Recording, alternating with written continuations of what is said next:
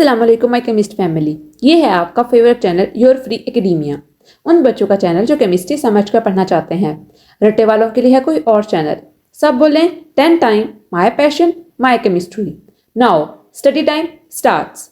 Okay बच्चों, जैसा कि आपको पता है कि लास्ट वीडियो के अंदर मैंने आपको बताया था कि किस तरह हम 9th क्लास की पेयरिंग स्कीम को देखेंगे। तो उसके अलावा मैंने एक मोस्ट इंपॉर्टेंट वीडियो शेयर की थी जिसके अंदर मैंने बताया था कि पेरेंट्स का क्या किरदार होता है स्टूडेंट्स के एग्जाम्स के दौरान।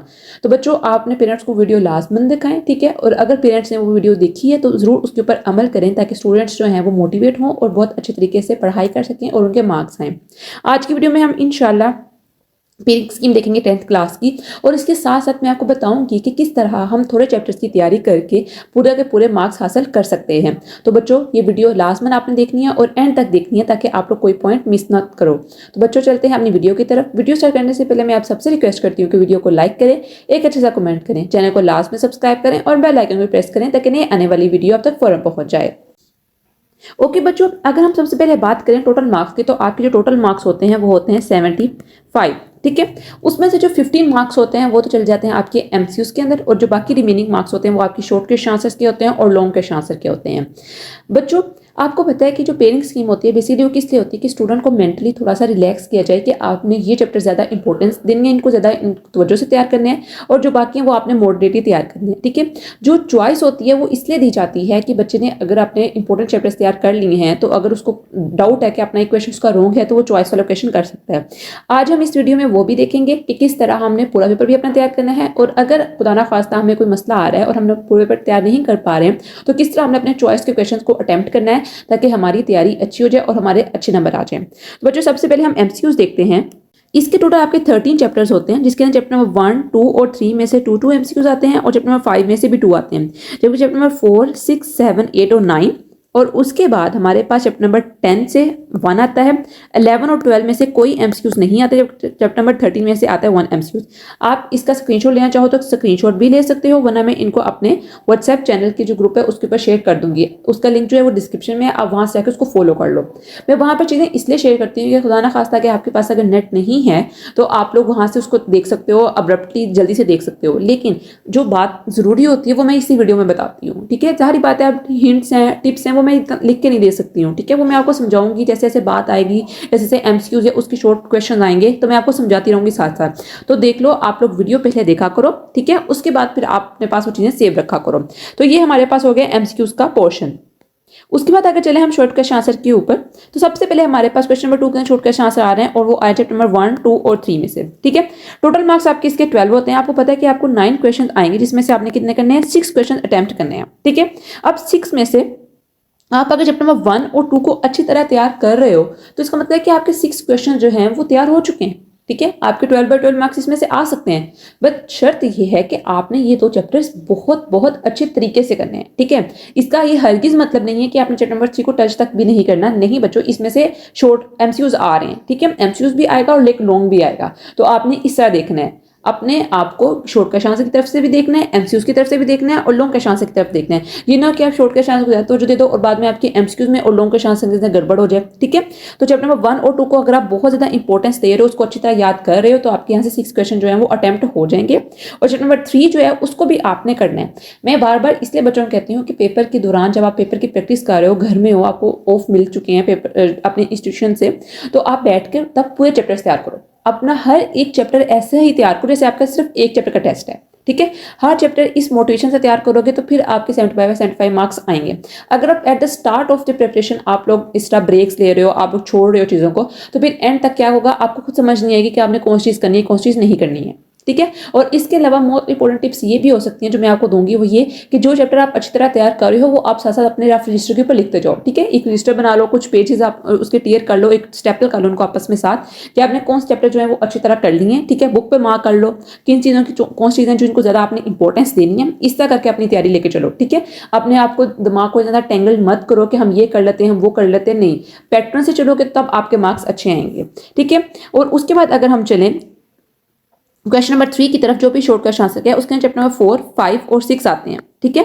4, 5 और 6 चैप्टर नंबर 4 में से 2 शॉर्ट क्वेश्चन आंसर आएंगे, चैप्टर नंबर 5 में से 4 आएंगे, जबकि चैप्टर नंबर 6 में से 3 आएंगे। अब देखो अगर आप चैप्टर नंबर 4 और 6 तैयार कर रहे हो तो क्या हो रहा है, आपकी इसके अंदर 5 क्वेश्चन प्रिपेयर हो रहे हैं, ठीक है। तो फिर चैप्टर नंबर 5 आपको लाजमन करना होगा। तो इसके लिए बेहतरीन हल क्या है कि आप चैप्टर नंबर 4 और 5 कर लो, तो इसमें से आपके क्या हो जाएंगे, 6 जो शॉर्ट क्वेश्चन आंसर हैं वो तैयार हो जाएंगे। समझाइए, ठीक है। ये देखिए इस तरह आपने ट्रिक्स के थ्रू अपने पेपर सॉल्व करना है। अगर आप चैप्टर नंबर 6 को थोड़ा सा तैयार करने के अंदर आपको डाउट हो रहा है, तो आप नहीं करना तैयार करना चाह रहे हो, तो आप इस तरह कर लो। अब देखो चैप्टर नंबर 1 और 2 आपने इस तरह तैयार कर लिया, ठीक है। चैप्टर नंबर 4 और 5 आपने इस तरह तैयार कर लिया। ये आपके शॉर्ट क्वेश्चन आंसर के थ्रू हो गए। 6 आपके इसमें से क्वेश्चन तैयार हो जाएंगे। मैं बार बार कह रही हूँ कि आप लोगों को जो लोग समझाएं कि नहीं आप इतना तैयार कर लो, सिर्फ 6 क्वेश्चन कर लो, ये कर लो, वो भी कर लो, ठीक है। पेपर में आप वो अटेम्प्ट करें जो आपको इस तरह आते होंगे, लेकिन जब आप घर में तैयारी कर रहे हो तो आपने सारे क्वेश्चन सारी एक्सरसाइज सब कुछ सोल्व करके देखना है, ठीक है। अगर हो सकता है पेपर में जाके आपने इतनी अच्छा तैयार किया और वो थोड़ा सा कोई ऐसी एग्जाम्पल उन्होंने उठा के दे दिया, वैल्यूज चेंज कर दी, वैसे वैल्यूज चेंज करके नहीं आते हैं क्वेश्चन, वही आते हैं जो बुक पे ऊपर होते हैं। तो अगर आप वहां भूल गए तो फिर आप क्या करोगे, ठीक है। तो इसलिए कि आपने सारी बुक तैयार करके जानी है, लेकिन जो प्राइम इंपॉर्टेंस है, जो इंपॉर्टेंट थिंग आपने नोटिस में रखनी है, जिनको देनी है इंपॉर्टेंस ज्यादा, वो कौन से चैप्टर्स हैं जिनकी परसेंटेज हाई है, ठीक है, जिनसे आपका पेयर तैयार हो रहा है। उसके बाद चैप्टर नंबर 4 जो है वो हमारे पास शॉर्ट क्वेश्चन आंसर के, इसके अंदर बेसिकली क्या है, इसके अंदर काफी ज्यादा चैप्टर्स हैं, ठीक है। अगर हमने इसका तैयार करना होगा तो हम कैसे करेंगे, देखो आप चैप्टर नंबर 7 में से 4 आते हैं और चैप्टर नंबर 30 में से 2 आते हैं, तो ये आपके 6 क्वेश्चन तो तैयार हो गए, ठीक है। आपने 6 क्वेश्चन तैयार कर लिए, ये आपका एक पार्ट हो गया, ठीक है। उसके बाद देखो चैप्टर नंबर 12 में से 1 है, जबकि 8 और 11 में से 8 से लेकर 11 तक, मेरा मतलब कि उसके अंदर क्या कहते हैं कि इसमें से कोई क्वेश्चन आ भी सकता है और नहीं भी आ सकता है, ठीक है। यहाँ पर डाउट है ना, आप देख लो। आप फिर जब चैप्टर नंबर 7 को, 12 को और 13 को अच्छा तैयार कर लोगे, 3 चैप्टर आप एटलीस्ट चलो एक चॉइस में चला जाएगा, उसके अंदर 7 क्वेश्चन हो जाएंगी, तो आपके पास एक चॉइस भी होगी। आप इन 3 चैप्टर्स को अच्छी तरह तैयार कर लोगे तो आपका ये पोर्शन भी क्या हो जाएगा, अच्छी तरह कंप्लीट हो जाएगा, ठीक है बच्चों। अब देखो अगर सपोज आप चैप्टर नंबर 7 तैयार कर रहे हो और उसके बाद चैप्टर नंबर 12 और 13 आप तैयार नहीं करें, तो आपको यहाँ पे बहुत मुश्किल आ जाएगी इन पार्ट को अटेम्प्ट करने के अंदर। हो सकता है वो इसमें तो कोई क्वेश्चन है सारे चैप्टर नंबर 12 और 13 में से दें, फिर आप कैसे अपने थ्रू क्वेश्चन कंप्लीट करोगे, ठीक है। तो आपने जो प्राइम इंपॉर्टेंस देनी है वो देनी है चैप्टर नंबर 7 को, 13 को और 12 को। उसके बाद चैप्टर नंबर 8, 9, 10, 11 को आपने नोटिस में रखना है, ठीक है। अब हम देखते हैं अपने long question answer. Long question answer में क्वेश्चन नंबर 5 है, जिसके अंदर चैप्टर नंबर 1 और 2 आएगा और उसमें हमारे पास एक लॉन्ग क्वेश्चन आएगा। लॉन्ग क्वेश्चन के बारे में आपको एक बात बता दूं, 5 आपको लॉन्ग क्वेश्चन आएंगे, ठीक है। उस 5 में से आपने 3 लॉन्ग क्वेश्चन अटेम्प्ट करने हैं और हर एक क्वेश्चन के क्या होंगे, 2 पार्ट्स होंगे, ए और बी, जो आपने नेसेसरी सारे अटेम्प्ट करने हैं। यहाँ पर एक बात जो आपने 9th में भी याद रखी होगी, आपको 9th क्लास में पता होगा कि हमने जो थ्योरम होता है ना बच्चों, वो लाजमन अटेम्प्ट करना होता है। थ्योरम आपने लाजमन करना है, उसके अलावा कोई से 2 क्वेश्चन आपने अटेम्प्ट करने हैं। कोई से 2 से क्या मुराद है कि उनके पार्ट ए और बी दोनों साथ, ठीक है। अब चैप्टर नंबर क्वेश्चन नंबर 5 के क्या हो रहा है, चैप्टर नंबर 1 और 2 हमारे पास है, ये एक पेयर तैयार हो गया, ठीक है। 8 मार्क्स से टोटल 4 मार्क्स का इक्वेशन होता है। चैप्टर नंबर 6, क्वेश्चन नंबर 6 के अंदर क्या है, चैप्टर नंबर 3 और 4 आता है। लॉन्ग क्वेश्चन में से एक ही आना है और टोटल मार्क्स कितने हो गए हमारे पास, 8। ये एक पार्ट भी आप अटेम्प्ट कर सकते हो। क्वेश्चन नंबर 7 में क्या आता है, चैप्टर नंबर 5 और 6 आता है, उनमें लॉन्ग क्वेश्चन आते हैं 1 और 1, ठीक है, ये हो गया। और उसके बाद क्वेश्चन नंबर 8 में आता है चैप्टर नंबर 7 और चैप्टर नंबर 13, 1 और 1 लॉन्ग क्वेश्चन, और आपके टोटल मार्क्स हो गए 8। अब देखो चैप्टर नंबर 7 और 13 long question, short question answer के अंदर भी इनका पेयर बना था ना, टोटल मार्क्स 6 हो रहे थे ना, क्वेश्चन मारे थे आपके 6। तो आप अगर चैप्टर नंबर 7 और 13 को अच्छी तरह कर लेते हो तो क्या होता है कि आपके शॉर्ट क्वेश्चन आंसर के भी मार्क्स आ जाएंगे 6/6 इसमें से और 8/8 इसमें से। तो आपके लॉन्ग क्वेश्चन का ये पेयर तैयार हो जाएगा, क्वेश्चन नंबर 8 जो लॉन्ग क्वेश्चन है वो भी तैयार हो जाएगा और आपके शॉर्ट क्वेश्चन आंसर का पेयर भी तैयार हो जाएगा। तो इस तरह आपने रिलेट करके चलना है, ठीक है। इतना ज़्यादा अपने आपको दिमाग को परेशान नहीं करना कि नहीं मैं इस तरह कर लेता हूँ उस तरह कर लेता हूँ। पहला जो आपके ऊपर गौर आपने जिस चीज़ के ऊपर करना है वो किसके ऊपर करना है कि आपकी पूरी बुक तैयार हो, ठीक है। आपकी चीजें जैसे आपको करवाई हुई है, आपने बहुत बार इसके टेस्ट दिए हैं, पेपर आपके नजदीक है, ठीक है। मॉडल पेपर्स करो, प्रैक्टिस करो, बार बार सब चीजों की प्रैक्टिस करो। पेपर में जाके आप देखो कि जो चीज आपको थोड़ी सी माइनर आ रही है उसको रिमूव कर दो, ठीक है। जो चीज बहुत ज्यादा अच्छी आ रही है उसको आप चूज कर लो। अब इसके अंदर बच्चों एक आपने बात याद रखनी है, आपने 9th का पेपर भी दिया होगा कि उसके अंदर क्या था कि सिर्फ जो न्यूमेरिकल वाइज क्वेश्चन थे वो नहीं आते, मीन्स कैलकुलेशन वाले क्वेश्चन नहीं थे, साथ डेफिनेशंस भी थी, ठीक है। और जो आपके चैप्टर नंबर 9, 10, 11 जो है आगे चैप्टर जिसके अंदर हमारे पास ट्रायंगल्स, रेक्टेंगल्स, पैरेललोग्राम्स, कंस्ट्रक्शन वगैरह, थ्योरम्स वगैरह हैं, उन सब में क्या हुआ था कि उनमें से डेफिनेशन आई थी, ठीक है। डेफिनेशन आती हैं उनमें से लॉन्ग नहीं आता, उनमें से डेफिनेशन आती हैं शॉर्ट क्वेश्चन आंसर के अंदर। एमसीक्यूज के अंदर भी डेफिनेशन आती हैं, पूछ सकते हैं कि इसका क्या होगा। अक्सर ऐसा क्या होता है, मैं आपको थ्योरम वाले पार्ट में बताती हूँ जो कि क्वेश्चन नंबर 9 है, लॉन्ग क्वेश्चन आंसर है, उसमें चैप्टर नंबर 12 और 9 में से आपने क्या करना है, एक थ्योरम तैयार करना है, ठीक है, इनमें से मतलब क्या है, चैप्टर नंबर 12 और 9 में से 2 थ्योरम आएंगे, उनमें से आपने एक पे करना है। आपको जो इजी लगता है आप वो थ्योरम काटो, ठीक है। हो सकता है आपके टीचर्स ने, आपके इंस्टीट्यूट ने दोनों करवाए हों, चैप्टर 12 और 9 के दोनों थ्योरम्स करवाए हों, आपने इनमें से एक थ्योरम अच्छी तरह कर लेना है, अगर तो आपने चॉइस में जाना है, ठीक है। मतलब कि आपने चॉइस अपनी नहीं छोड़नी, आप चैप्टर नंबर 12 के थ्योरम को मुश्किल समझ रहे हो, या आप कहते हो कि नहीं ठीक है चैप्टर नंबर 9 के मैं थ्योरम याद करूंगा तो हो जाएगा, काम चल जाएगा। तो इसके अंदर आपने क्या जरूरी करना है कि आपने अपना एक एक थ्योरम बार बार लिख कर देखना है। थ्योरम के पूरे मार्क्स होते हैं, फौरन से पहले मार्क्स रहते हैं अगर आपने वर्ड टू वर्ड लिखा हो, डायग्राम आपकी सही हो, ठीक है, आपका गिवन सही हो, ठीक है, आपने टू प्रूव जो करना है वो सही हो, प्रूफ सही हो, कंस्ट्रक्शन सही हो, ठीक है, उसकी रीजनिंग सही हो, तो आपके 8/8 मार्क्स आ जाते हैं, ठीक है। बहुत सारे बच्चों के 75/75 मैथ्स में आते हैं, बहुत आसानी से ले सकते हो, आपके मुफ्त के मार्क्स होते हैं, ठीक है। और ये किस तरह आ सकते हैं, जब आप बहुत ज्यादा प्रैक्टिस करोगे, ठीक है। तो चैप्टर नंबर 9 जब आपने थ्योरम का अटेम्प्ट कर लिया है तो आपने इस तरह इसके थ्योरम्स देखने हैं, सारे 6 to 8 मेरे ख्याल से थ्योरम्स होंगे, आप देख लेना, मुझे इस तरह याद नहीं है अभी, तो आप देख लेना थ्योरम इसके, ठीक है। और यहाँ पर मैं आपको एक बात बता दूं, चैप्टर नंबर 9 और 12 आप थ्योरम्स वाले जो चैप्टर हैं इसके अंदर क्या होता है कि वो आपको अक्सर शॉर्ट भी देते हैं, डेफिनेशन पूछ सकते हैं, राइट बाइसेक्टर क्या होता है, पैरेललोग्राम रिलेशन बताओ, एसएस पोस्टुलेट क्या होता है, एसएस पोस्टुलेट क्या होता है, ठीक है। ये सारे आपसे पूछ सकती हैं डेफिनेशन में, जनरली आपको बता रही हूँ किस तरह भी आ सकती हैं, ठीक है।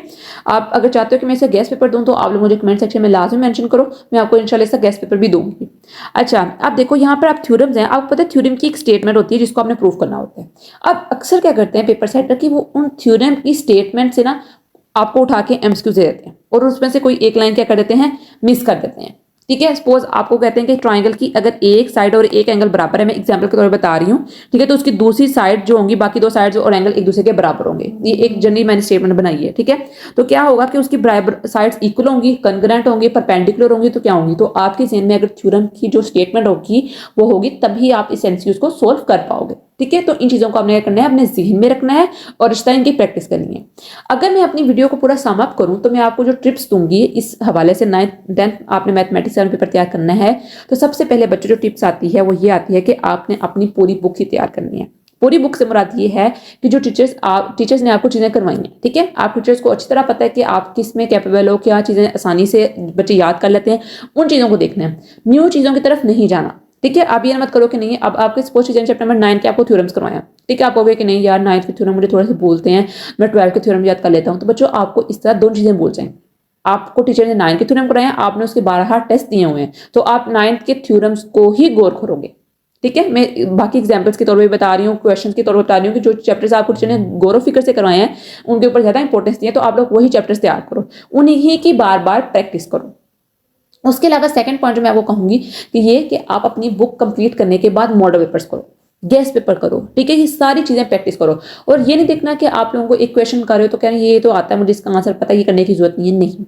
जितनी दफा क्वेश्चन आपकी नजरों के सामने आए उतनी दफा उस क्वेश्चन को अटेम्प्ट करना है, उतनी दफा अपने हाथ से उस क्वेश्चन को करके देखना है। अगर आपने 75/75 मार्क्स लेने हैं, अगर आपने बस ठीक है मॉडरेट नंबर लेने हैं, मीडियोकर स्टूडेंट हो आप, ठीक है, मत लो, प्रैक्टिस करो, फिर कोई जरूरत नहीं है, फिर ले लो, फिर आप 55 56 नंबर 40 नंबर, ठीक है, इतने नंबर काफी हैं आपके लिए। लेकिन अगर आपने वाकई में 75/75 मार्क्स देने हैं तो फिर आप चाहिए कि आप प्रैक्टिस करो और बार बार प्रैक्टिस करो, ठीक है। तो ये मेरी वीडियो आपके लिए एक तरह से मोटिवेशन भी है, ठीक है, आप इसको गौर से देखो, समझो इस चीज़ को। अगर आप किसी की समझ नहीं आ रही है, do mention me in the comment section, मैं आपकी हर क्वेरी का जवाब लाजमन दूंगी। तो बच्चों कल मिलते हैं एक नए एक्साइटिंग वीडियो के साथ, तब तक के लिए फी अमानिल्लाह।